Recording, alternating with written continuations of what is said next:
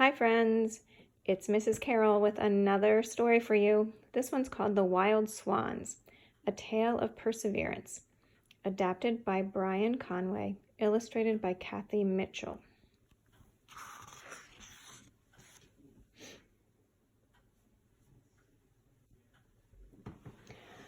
Once there was a king who had much happiness and great fortune. Of all his treasures, he was proudest of his 4 children, the most perfect children in the land. His 3 fine, strong sons would do anything for their father. And the king's greatest joy, his daughter Elise, was clearly the dearest, sweetest, and most beautiful child in all the world. Elise spent much of her time in her garden. Next to her 3 brothers and her father, her lovely roses were Elise's greatest treasures. She would spend hour after hour caring for them. Then one day the king hurried to find Elise. He was very worried. "I have terrible news," he told her. "You are in danger." The king had many treasures, but he also had many wicked and powerful enemies. They were evil sorcerers and magicians who believed no one should have as much happiness as the king.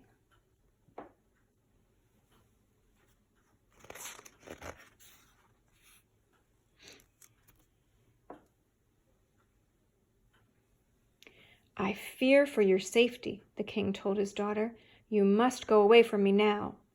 "But father," Elise cried, "what about you and my brothers?" The king sighed. "Your brothers have been taken away from us," he sadly told her. "I know not where. I cannot stand to lose you too." The king told the princess to go with his trusted servants, who would take her to safety in their home in the forest. "When you're old enough," said the king, "find your brothers and come back to me." He kissed her goodbye. Elise did as her father said. She lived hidden away in the servant's house for many years. She was treated well, but she was very unhappy. Elise longed to see her 3 beloved brothers and her father again.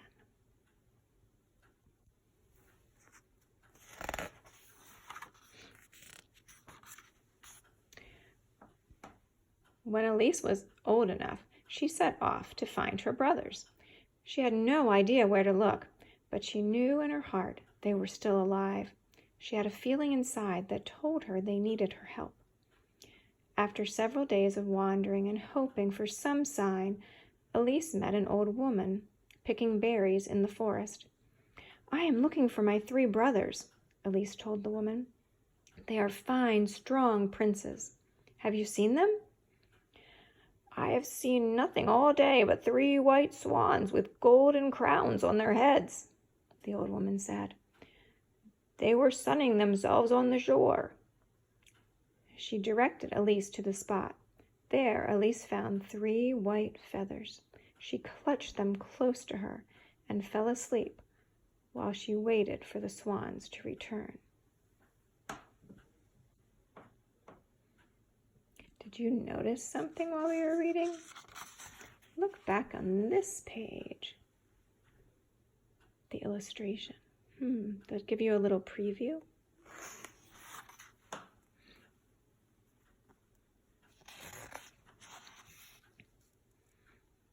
Sometimes we learn a lot from the illustrations.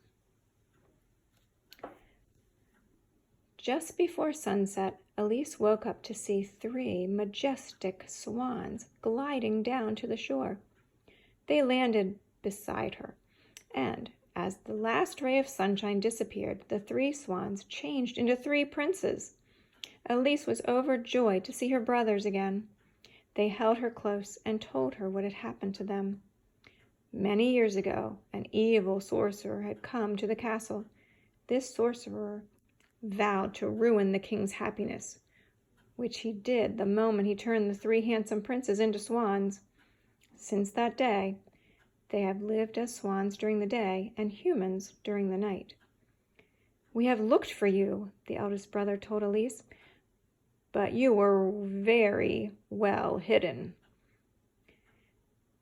"We have seen our father," the second brother told Elise. He is safe, but very unhappy. He now serves the sorcerer.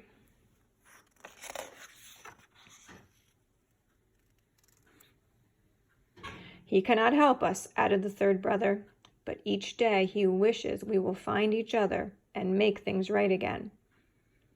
Elise promised to help free her brothers from the sorcerer's wicked spell. Her brothers told her of an enchanted land far across the sea where they might find a way to break the spell. Take me with you, Elise urged them.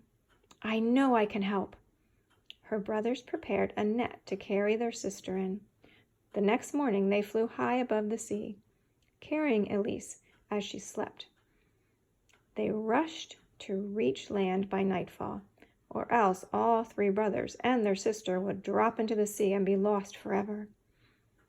After 2 days' flight, they arrived at the kingdom across the sea.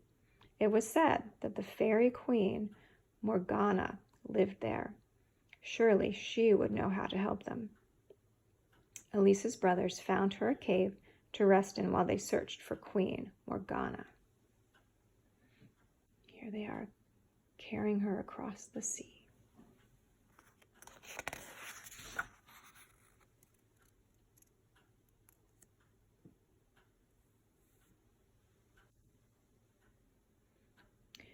As Elise fell asleep, she wished for a way to free her brothers from the spell.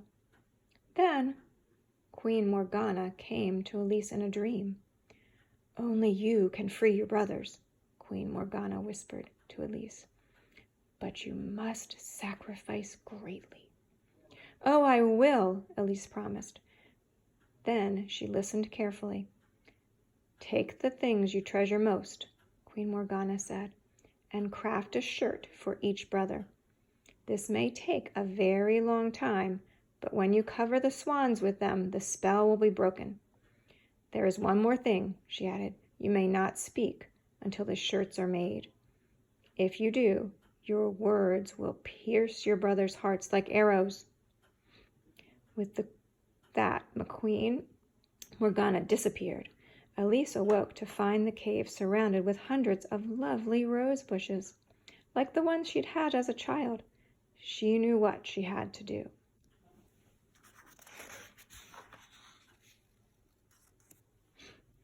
Elise set to work immediately. She picked rose after rose and plucked petal after petal. She used the rose's prickly thorns as needles to string the petals together. Elise worked tirelessly, day and night. Her brothers visited her, but Elise didn't dare speak. On the 30th day, Elise was nearly through with the third shirt. She had one sleeve left to sew.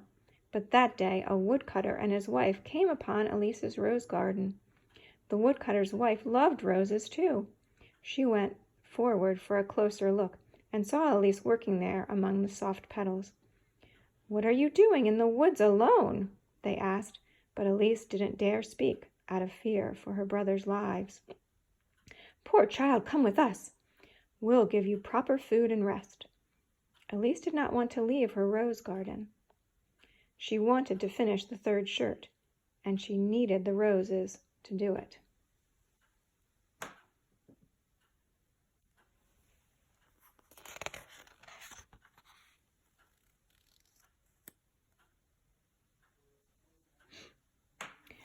Elise gathered up the shirts and as many roses as she could carry.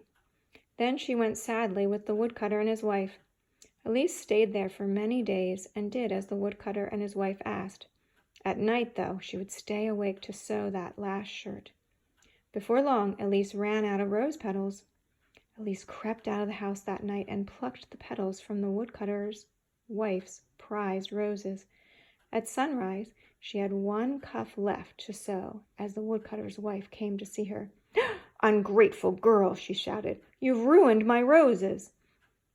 Flying the skies in search of some sign of their sister, Elise's brothers heard the shouts of the woodcutter's wife. They flew to the house. They squawked at the woodcutter, who ran in fear for his bow. Elise quickly spread the 3 shirts over the swans. Before her eyes, the swans became men again.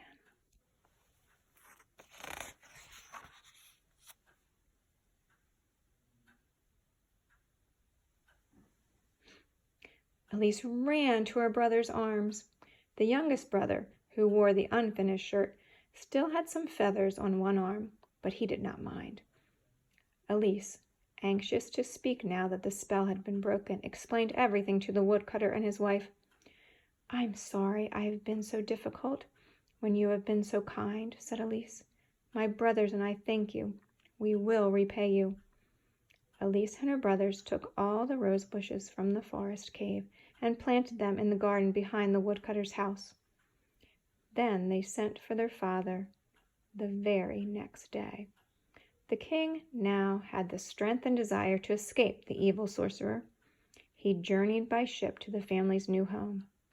Elise and her 3 brothers prepared a new castle for their father, who became a king of a new land.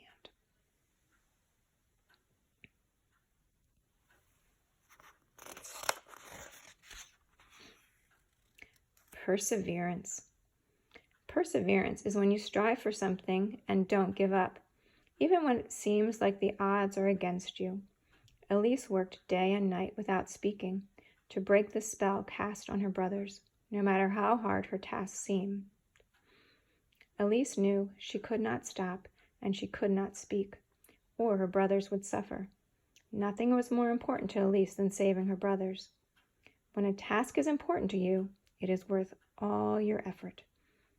Imagine if a member of your family were in trouble and you were the only one who could help.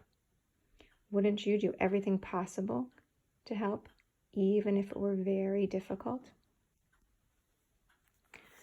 So, I'll let you look at this page one more time, and I'm going to tell you why I chose this story. When I was in 2nd grade, I was very quiet in school, and my teacher was very worried about me because I didn't speak really much at all.